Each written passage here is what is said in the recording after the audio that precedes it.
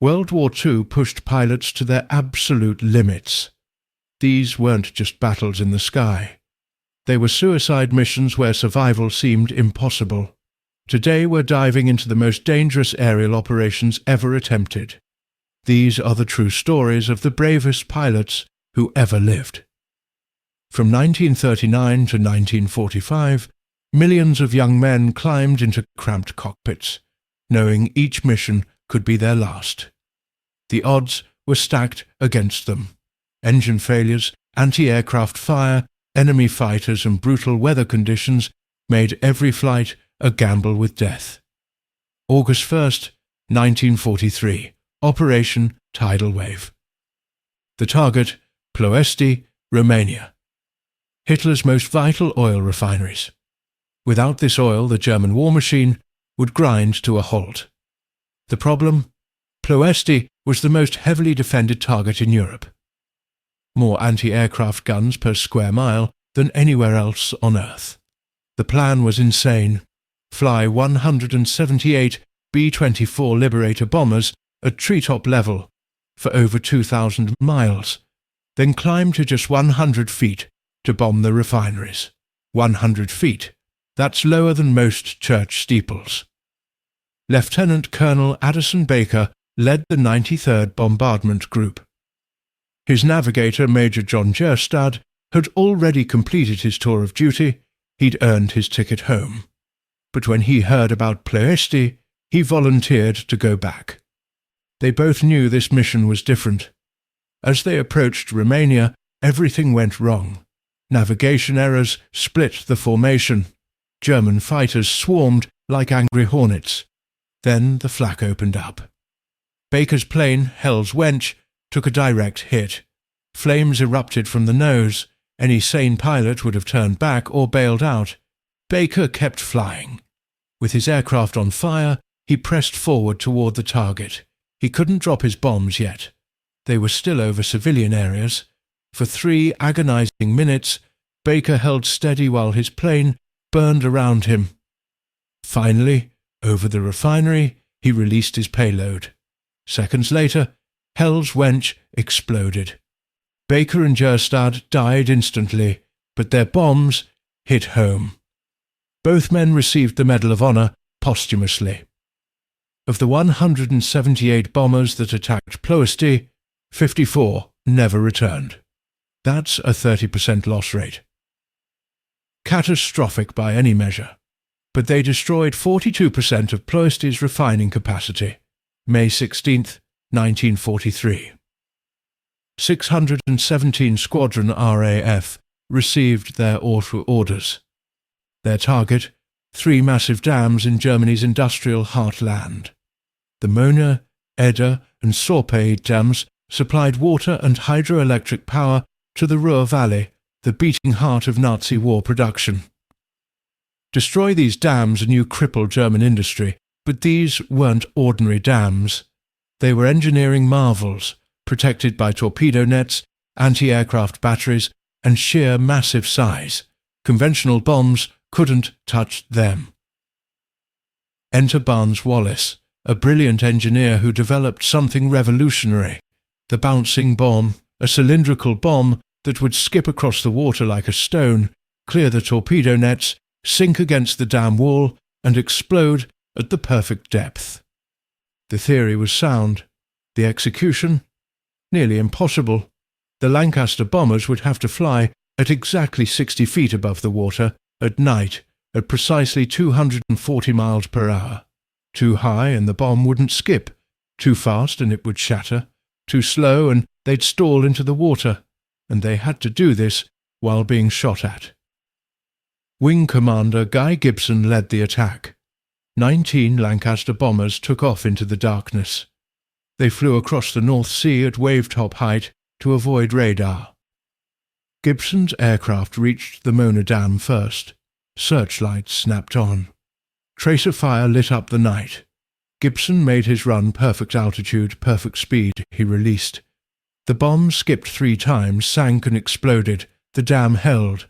2 more aircraft made their runs, still standing. On the 4th attempt, the dam cracked. Then it broke. a 100-foot wall of water roared down the valley, sweeping away everything in its path. They moved to the Eder Dam. More runs, more flak, more explosions. It broke too. By dawn, 2 dams were destroyed and 1 was damaged. 8 of the 19 Lancasters never came home. 53 airmen died. But the Ruhr Valley was flooded, factories were destroyed, and German industry was crippled for months. April 18, 1942. Just 4 months after Pearl Harbor, America was reeling. Japan seemed unstoppable. The US needed to strike back to show Japan they weren't safe, to boost American morale. But how do you bomb Japan when it's 6,000 miles from the nearest American base? Lieutenant Colonel Jimmy Doolittle had an answer. Launch Army bombers from a Navy aircraft carrier. This had never been done before. The B-25 Mitchell bomber needed 3,000 feet of runway to take off. An aircraft carrier deck was 450 feet long. Doolittle's volunteers trained for weeks, learning to coax their heavy bombers into the air in impossibly short distances. The plan was to launch 400 miles from Japan, bomb Tokyo and other cities, then fly to China where they'd land at friendly airfields. 16 B-25s were loaded onto the USS Hornet. On April 18th, 650 miles from Japan, much farther than planned, a Japanese patrol boat spotted them. They had to launch immediately or abort the entire mission. The seas were rough. The carrier was pitching violently. One by one the bombers roared down the deck, wheels leaving the carrier with sometimes just feet to spare, before plunging toward the ocean, then clawing their way into the sky. All 16 bombers made it to Japan. Flying at rooftop height, they struck Tokyo, Yokohama, Osaka, and Nagoya. The Japanese were stunned. Their home islands were supposed to be invulnerable. But now came the hard part. With extra distance to cover and low fuel, none of the bombers made it to their designated airfields. 15 crash-landed or were abandoned over China. 1 landed in Soviet territory, where the crew was interned. Of 80 airmen, 3 died in crashes.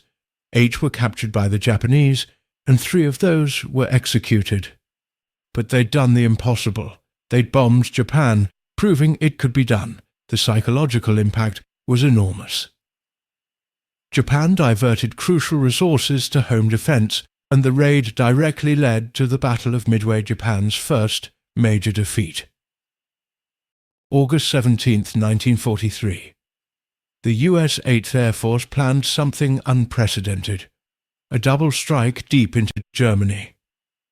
376 B-17 flying fortresses would attack ball-bearing factories in Schweinfurt and Regensburg in broad daylight.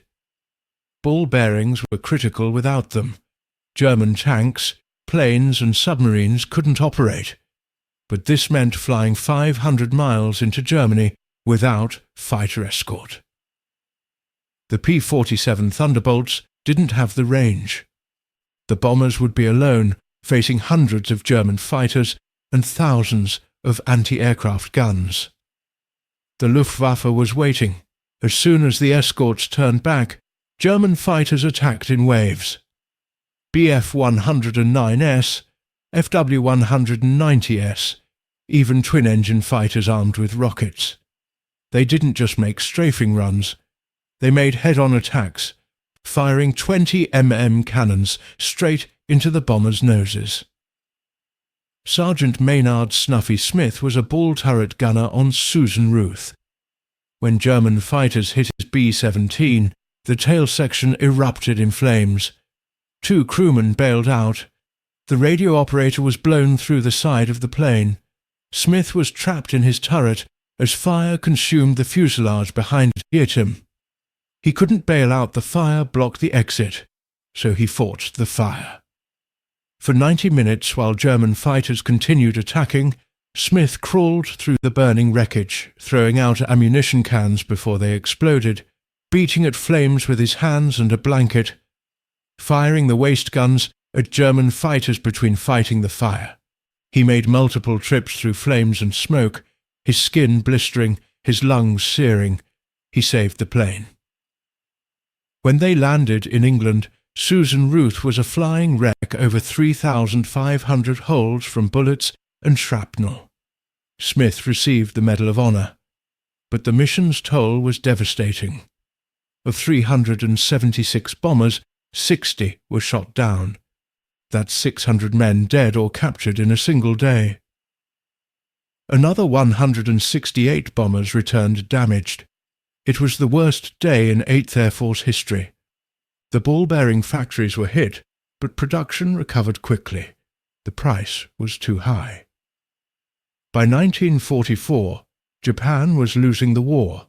Desperate times called for desperate measures. Vice Admiral Takejiro Onishi proposed something unprecedented: deliberate suicide attacks. Pilots would crash explosive-laden aircraft directly into American ships. They called them kamikaze divine wind. But what's often forgotten is the American pilots who had to stop them. Fighter pilots like Commander David McCampbell faced waves of kamikazes during the Battle of Leyte Gulf in October 1944. On October 24th, McCampbell and his wingmen encountered 60 Japanese aircraft bombers and fighters heading for the American fleet, 60 against 2. Any rational pilot would have called for backup and shadowed them. McCampbell attacked. For 90 minutes, he and his wingman tore through the Japanese formation. McCampbell shot down 9 aircraft that day. His wingman got 6. They broke up the attack, saving countless American ships and lives. But McCampbell's F-6F Hellcat was running on fumes. He barely made it back to the carrier, his engine cutting out as he touched down. By the war's end, he had 34 confirmed kills, the Navy's top ace. But stopping kamikazes wasn't just about skill, it was about nerves of steel. These weren't pilots trying to survive. They were missiles with human guidance systems, committed to dying. Even when shot to pieces, they'd keep coming. Ensign Joseph Sarloff faced a kamikaze on April 16, 1945, during the Battle of Okinawa. The Japanese bomber was already damaged, smoking but still diving toward the carrier USS Intrepid. Sarloff positioned his Hellcat directly in the kamikaze's path and opened fire at point-blank range. The Japanese plane exploded just 500 feet from the carrier. Shrapnel from the explosion shredded Sarloff's plane. He crash-landed in the ocean, but survived. He'd literally used his aircraft as a last-ditch shield. During Okinawa alone, kamikazes killed 5,000 American sailors and damaged or sank over 300 ships. The pilots who fought them deserved every bit as much recognition as any ace. Wait 1948, that's after WWII ended. But this mission directly resulted from the war and deserves mention. After Germany's defeat, Berlin was divided among the Allies, but the entire city sat deep inside Soviet-controlled East Germany. In June 1948, Stalin blockaded all roads and rail lines into West Berlin, trying to starve the city into submission. 2 million people cut off from food, fuel, and supplies. The Soviets thought the West would abandon Berlin. They were wrong. The Allies decided to supply the entire city by air, something never attempted before. Pilots like Lieutenant Gail Halvorson flew C-47S and C-54S into Berlin's Tempelhof Airport. The danger wasn't enemy fire, it was exhaustion, weather, and congestion. Planes landed every 3 minutes, 24 hours a day. If you missed your approach, you couldn't circle for another try. You had to fly back to base with your full cargo and get back in line. The weather was terrible. Fog, ice, snow. One pilot, First Lieutenant William Howard, flew through a violent storm in December 1948. Ice formed on his wings. His instruments failed, visibility was 0. He couldn't see the runway until he was 200 feet from touchdown.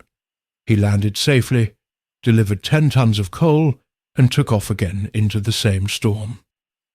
For 15 months, Allied pilots flew 278,000 flights into Berlin, delivering 2.3 million tons of supplies. Everything the city needed: food, medicine, clothing, coal, even Christmas gifts. At its peak, planes landed in Berlin every 30 seconds. The Soviets could have shot them down. Soviet fighters often buzzed the transports, trying to intimidate the pilots. But the Allies never fired a shot, and eventually Stalin backed down. The blockade ended in May 1949.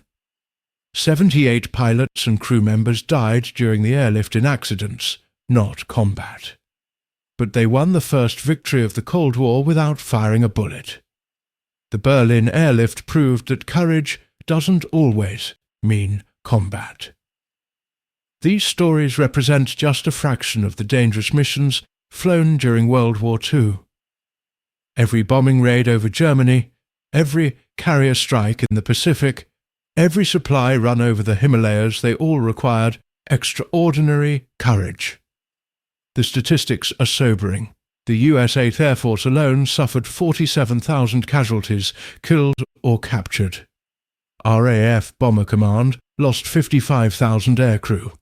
The average bomber pilot's life expectancy during the war?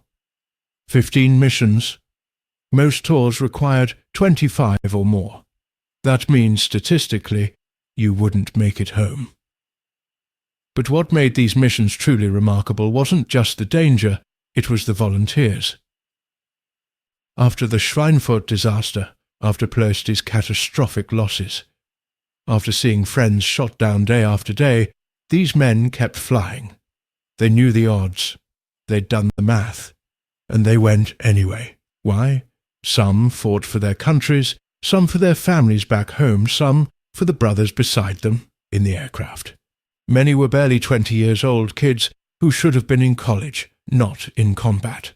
Lieutenant Colonel Addison Baker could have turned back. His plane was on fire. His crew was dying. He pressed on. Wing Commander Guy Gibson could have cancelled the dam raid when the casualties mounted. He kept attacking.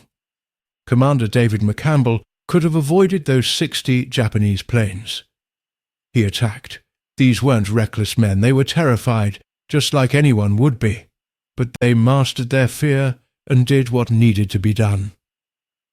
Today we remember these pilots not because they sought glory or fame, but because they represent the best of humanity under the worst circumstances. They faced impossible odds with courage, skill, and determination. Many didn't come home. Those who did carried the memories of those missions and those lost friends for the rest of their lives. The next time you see a vintage warbird at an airshow or visit a museum with a restored bomber, remember, someone flew that aircraft into hell and somehow made it back, and many of their friends flying identical planes didn't. These were the most dangerous missions of World War II, flown by the bravest pilots who ever lived. We owe them everything.